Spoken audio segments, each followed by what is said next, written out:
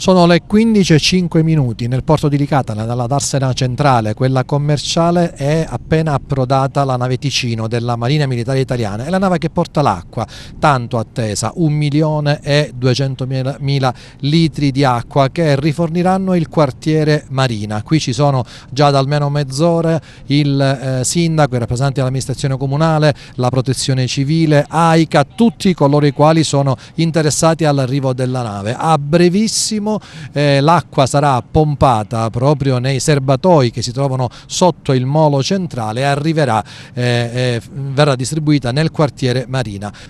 Sua Eccellenza il Prefetto Dottore Romano si è attivato immediatamente a creare dei tavoli di lavoro e intorno a questo tavolo tutte le istituzioni si sono confrontate per individuare delle soluzioni praticabili. Una delle soluzioni praticabili è stata quella di far arrivare acqua a mezzonave. E questa oggi è una realtà che parte dal lavoro precedente, l'impegno da parte del Presidente della Regione Sicilia, onorevole Schifani, del responsabile della protezione civile regionale, ingegnere Cocina, ripeto, di Sua Eccellenza il Prefetto, dottore Romano, ma di tutti, il comandante del porto di Licata, dottore Serviddio, il quale non si è mai risparmiato, da parte dell'AICA, da parte di tutti. Spesso e volentieri i nostri concittadini si sentono abbandonati, ma deve arrivare il messaggio che le istituzioni sono presenti.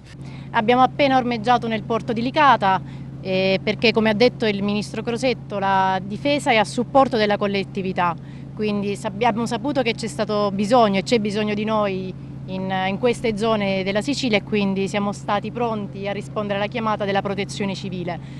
e continueremo a dare supporto alle istituzioni e alla città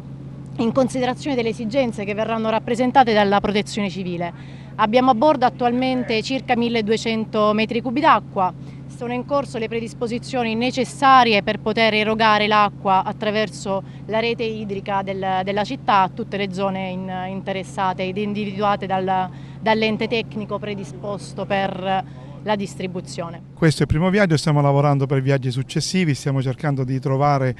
un porto alternativo al carico rispetto a Catania, dove è stata per la prima volta caricata la nave. Si sta cercando un porto alternativo per evitare la lunghezza del viaggio e per evitare anche la lunghezza dei tempi di carico, perché ci diceva la Marina Militare ieri nella riunione che abbiamo avuto, i tempi di carico su Catania sono abbastanza lunghi. Stiamo cercando di attrezzare il porto di Pozzallo per carico della nave, se il governo regionale, il Dipartimento Nazionale di Protezione Civile deciderà di continuare con questo tipo di attività, ci sono tutti i presupposti per farlo. Mi preme dire una cosa, vero, la nave arriva a Licata, quindi in un primo momento diciamo chi ne gode di più è la cittadinanza di Licata, però dobbiamo fare un discorso complessivo, la fornitura dell'acqua che c'è in provincia è complessiva e viene distribuita nei vari comuni, quindi se a Licata sono arrivati questi 1.200 metri cubi d'acqua, sono 1.200 metri cubi d'acqua che saranno risparmiati nel riparto complessivo.